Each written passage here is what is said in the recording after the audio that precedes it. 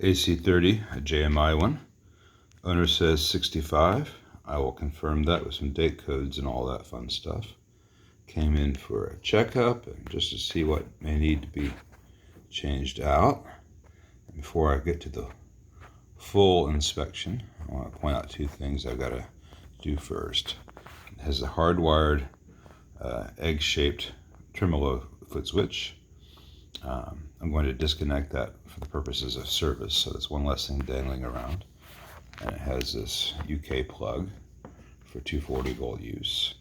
And I'm going to replace that with a US plug for 120 volt use, 117 volt use, whatever it says on the voltage selector.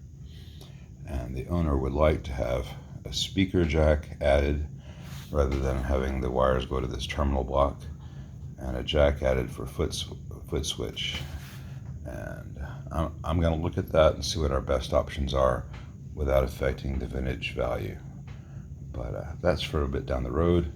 First, let me disconnect the tremolo foot switch and get this power cable out, then take the backer board off. We can look at all parts of this together. Alright, with that out of the way, let's do a closer inspection. The voltage selector switch is broken. This tab is broken off and this wire is just floating around inside. That's the 220, or that's 240. They just got it hardwired, so I will move the hardwire connection to the 120. Seemingly original factory joint there. I'm going to redo this part so that the hot goes to the innermost part of the fuse selector, and from there to the switch, to the voltage selector. And I will replace this fugly bit of wire here that's been chewed out. Not this one, this is factory, this one. Alright, so possibly original, possibly later replacement. Dual 8, original 30.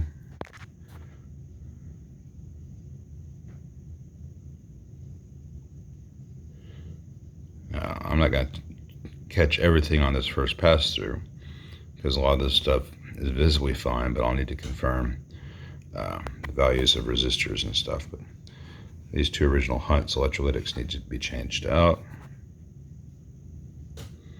Someone changed the volume on the tremolo, and it's not the prettiest job right there. I know why they did it. They didn't want to have to undo all these solder joints because this bus wire passes through all the pot connections, but I don't know that that's really mechanically secure. I may remove that solder there and put a short piece of wire or reinforce it with a bit of bus wire just to get a better connection there.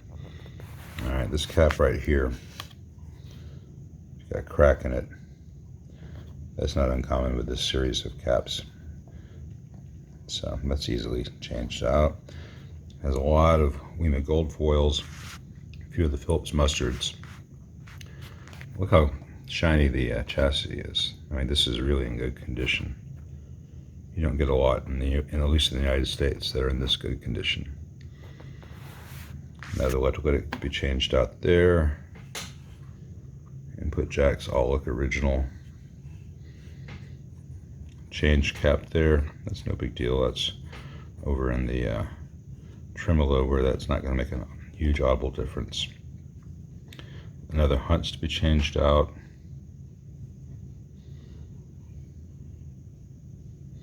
If you see me in here with my fingers literally in this amp, I've already made sure there's no DC stored anywhere. It won't be zapping me.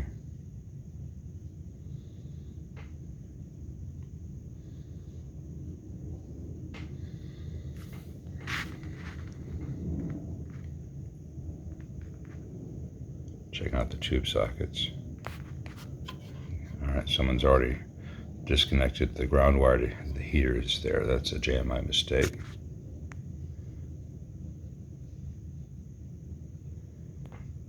So let's look down here. Okay, yeah. After they ungrounded the heaters, they put in these artificial center tap resistors to ground, but that's a really fugly job. With some oversized resistors, you really want that to be half watts, so they'll serve as fuses in case there's a problem. And those solder joints aren't good. And that's the noisiest possible ground in the entire amp to take it to the center tap connections. So instead of doing that, I need to re-familiarize myself, but it looks like they have the heater filament center tap from the transformer connected there as well. I need to look up and see what the wires they are, but that needs to be revisited and cleaned up. Someone's got some diodes in series with the tube rectifier. That's fine. It's really mostly needed in the models which have standby, which this one does not, but won't hurt anything. I've changed out the screen grid resistors. Looks like 100 ohms, which will be factory. Not the best for EL84 performance and longevity, but that's what JMI used. I think that's a later replacement there on that cathode bypass cap. This is definitely a later replacement here on this 30, which is now a 40. The filter cap has been changed out. I've already seen the other side. It's what do you call it? JJ or Ruby, I don't recall. I've seen it. It's not my preferred one. I'll check the temperature rating on it and see if it's one that needs to be replaced on site or whether it might make it. I've not even read it to see what the capacitance is, so I will check that. Parmico output transformer, and I'm familiar with the date codes on these. I'll have to research this to see if it helps confirm the amp is a 65. I know it is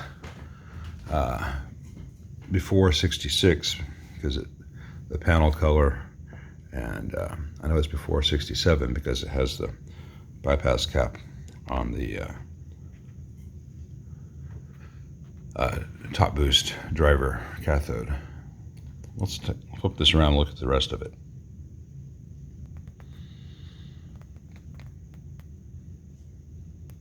See, it says it's set to 205. It's not. It's using the 245 volt setting right now. I'm going to change it to the 115.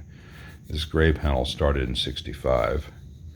So between that and that cathode resistor, I'm sorry, cathode bypass cap, I put this at 65, 66 most likely. I'm not doubting the owner's statement that it's a 65. I just haven't confirmed it yet.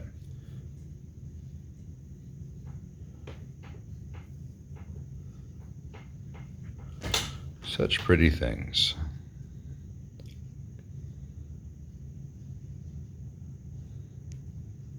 Oh, something I saw down here I meant to mention before and just got to oohing and awing.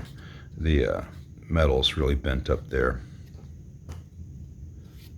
I can very carefully flatten that down so it won't be pushed out from the cabinet so much.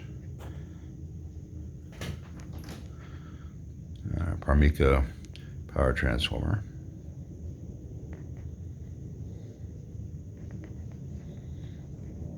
No tubes with the amp. We flip this around. Woden choke. The rest of the iron is all Parmico.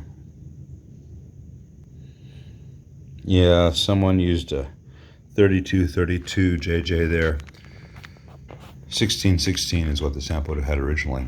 That's what the sample will have again. I'll put in a dual 16 F and T and get this thing back to how it should be.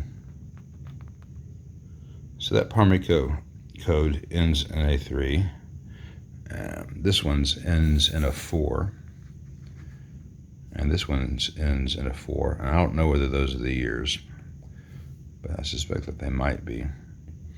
If you have two 64s and a 63, between that and the gray panel, that would all tend to support the 1965 code.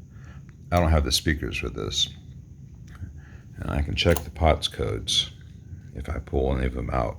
don't want to disturb a solder joint unnecessarily, but I might be able to see one just in situ. But fenders are among the easiest amps to date. These tend to be a little more educated guesswork, unless you've got a date of sale, original sale, etc.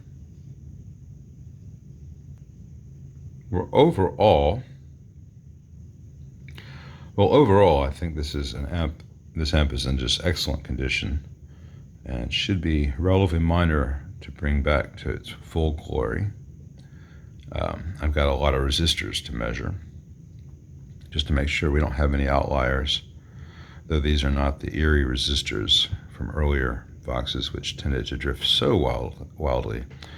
I would be surprised if all of these resistors make the cut. So I'll just slap in some 1 watt metal oxides everywhere, right? That seems to be what people like to do to these. I never understand it. So I'm going to go through and measure resistors and get together a parts list of things I know need to be changed, and confirm the value and taper of that replacement pot, and see if I can see any pot date codes, at which point I can call the owner with an estimate of time for labor and parts, and then we can show this whole thing coming together, which should be groovy.